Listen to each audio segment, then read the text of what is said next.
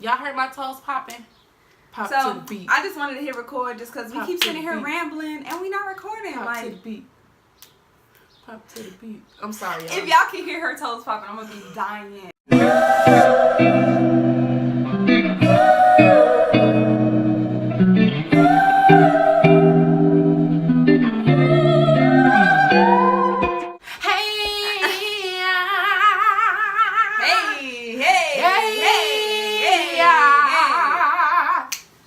Hey, cousin. That was so cute. Hey, cousin. Hey, cousins. Today, we will do a video about colorism. Disclaimer, we are not the most educated people in the world, but we know something. And even just talking about something, and if we do say something inappropriate or wrong, you want to note that in the comments, like, let us know. We're not afraid to learn something or, you know, say that we're wrong. Definitely willing to hear that I'm wrong about something. Oh, yeah. I need to learn. So Yeah, just don't be rude about it. Yeah. Because I'm the type of person, like, you might catch me on the wrong day and I might be rude back. But I'm very nice, but you know what I'm saying? Like, yeah. sometimes I'm not perfect. So, colorism, it affects everybody in some way, shape, or form. Definitely.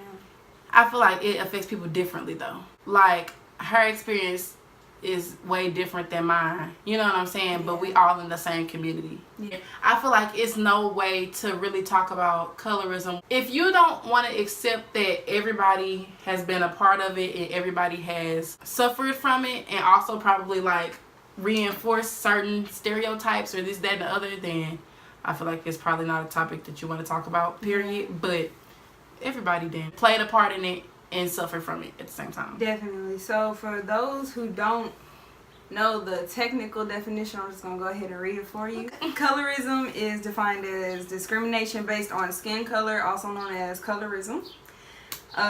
It's a form of prejudice or discrimination in which people are treated differently based on the social meaning attached to skin color. Like, Ooh, for example... Why Huh? Huh? Why I throw that?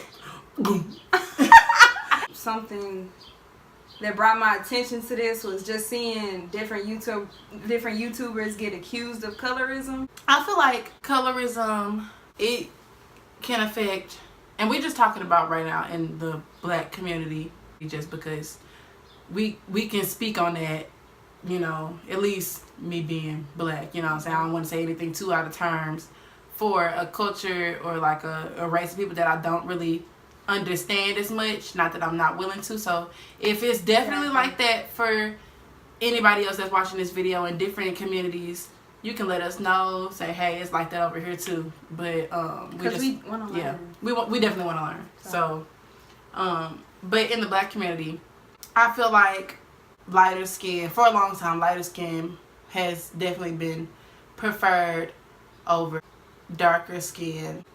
I know that has always been a thing for me with like my experiences. Like, I feel like people would acknowledge the fact that they think I'm pretty, but they'd be like, oh, for a dark skin girl. Every dark skin girl has probably heard that sometime in their life, even by family members, even sometimes by people that's not meaning to hurt you. A lot of times they're not meaning to hurt you, right, but it's been programmed into their head that's how you say that. You know what I'm saying? Exactly. Even when they're trying to compliment you, sometimes people know it's a backhanded compliment. Yeah. Other times people are just so ignorant to it because they done grown up that way with describing people like that it doesn't even occur to them that that's like a backhanded compliment or that's not really a compliment. It's like, even though the norm is that dark skinned girls are ugly, you know what I'm saying, you, my friend, are cute. That's not a compliment. You know what I'm saying? Despite your dark skin, you happen to push through it and be cute. Yeah. That's not a compliment at all. So I know I definitely have fallen victim to it. Not that I am a victim.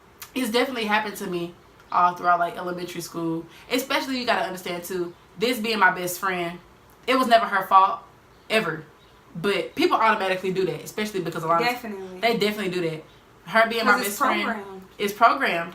Us being best friends, we always together. People always like to compare. Always. Even through middle school, but I started to get more comfortable with it. But not comfortable, but I started to understand that it was gonna happen. It was like a couple specific times maybe we'll do. I'll save one for a story time, like a specific story time video, and I'll do it right now. It was one time, I don't even know if she remember this, and I don't know, I could be wrong. I don't know if this is necessarily a colorism thing, but it always felt like it. So it was one time, if you're from St. Louis, you know the St. Louis Mills Mall. So we used to like stay up in the Mills Mall like all the time. That was the spot. Like have her mama take us to the mall, go do something else. We meet up with her later. We all up in that skate park, not even skating, just there. And just, you know, chilling in the mall or whatever. So, you know, Facebook was popping. Yeah. And that was really the start for real, like, of, even though obviously everybody knows there was like MySpace and Bebo and all that. But like for our generation, it was Facebook. Definitely. Of where everybody started to become intermingled because of it, because of a social site. Because it was like, okay, maybe you had to go to camp with somebody or your cousin or blah, blah, blah. But now it's just like, you don't even have to have any person in common with them, you know, or a place in common. You just, now everybody on Facebook, or you know what I'm saying, at this period of time. And I remember when we was younger, this has nothing to do with it, but I just remember because this was an issue. It was more important the number of friends you had on Facebook. Gosh, so was. It was so important how many friends you had on Facebook. Like if you had like under 1,000 friends, you was like a And that's messed up that we had to. That is so terrible. Think like that, like.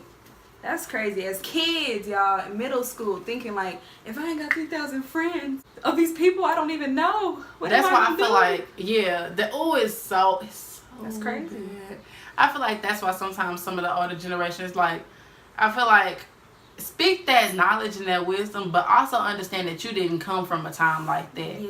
So you can't speak on how you would act in that time because you didn't grow up in that time. You know what I'm saying? Exactly. So you may not care about stuff like that, but there's a lot of people that's our age and younger, they care about stuff like that because that's how they grew up. A lot of our parents grew up without cell phones. They didn't have cell phones until adult years. We didn't grown up with cell phones and social media and all of that. So I feel like sometimes they kind of misjudge just off the basis of y'all didn't have to grow up through that. Like a young mind is very impressionable, so.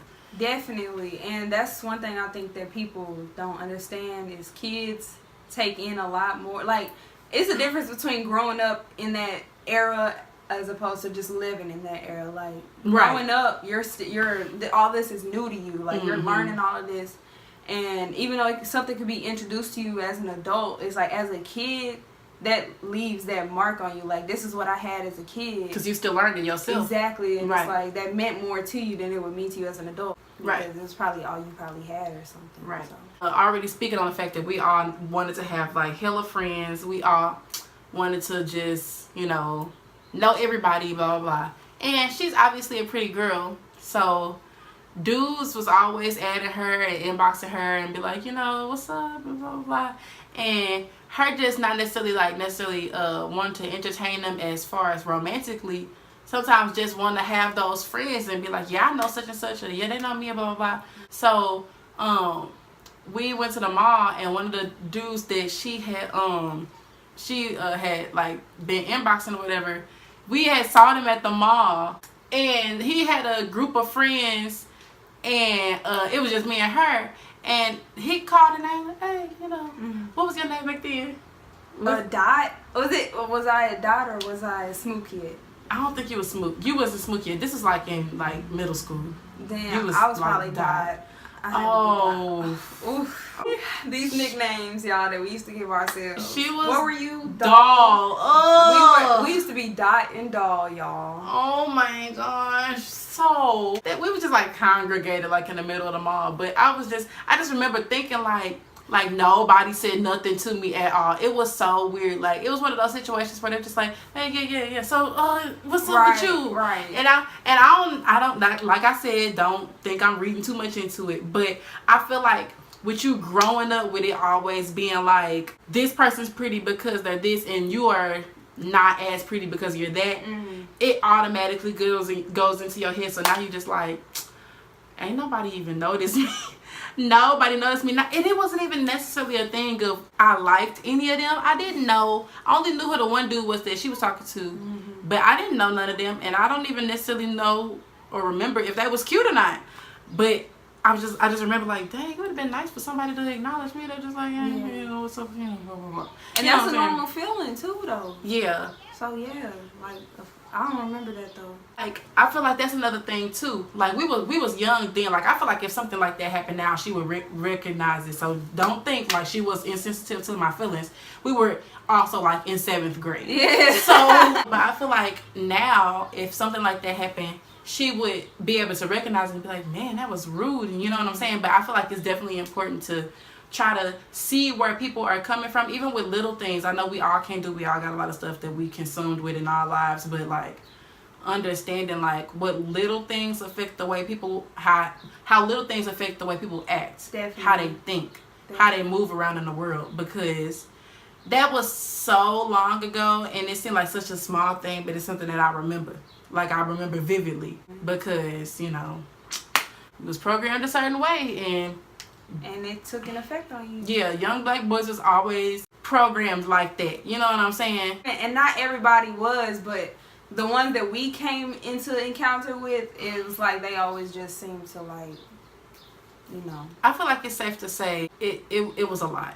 It's a lot of boys that have grown up that way because they grow up thinking that light skin is the prize, even when they are not light skinned. You know what I'm saying? Yeah. They feel like they done came up if they get a light skinned woman or a white woman or whatever. You know what I'm saying? They feel like I done came up, I'm past you because. But why is that? I don't know. That's something that we need to dig deep in. I feel like we can't figure that out. Slave times. I feel like that's the start of it. Like all this programming, and you know, it's said that like when large groups of people or like races of people go through traumatic things like something like slavery, it's still kept in like your DNA. Different generations is passed down. That stress, that trauma, is passed down. So that's why, you know, a lot of us have that feeling of like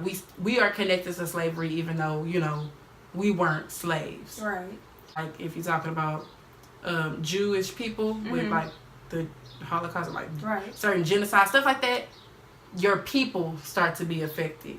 I feel like that's why, but it gotta stop. But I know she had different situations from me, so I'm gonna let.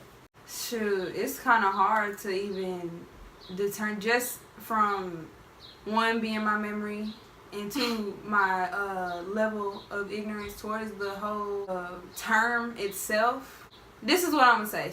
Growing up being biracial, right, there were always a lot of conversations like, you know, like, oh, would you rather be white or black? And just especially being so young, even I can't even think of the first time I got asked that. You don't even understand that concept yet. It's like I don't even get that I'm mixed yet. You know what I'm saying? Like, so it's like just getting asked that question, I never answered it until probably my sophomore year of college. I finally answered somebody back because I discovered with myself, it's like I don't want to be white or black. I'm both.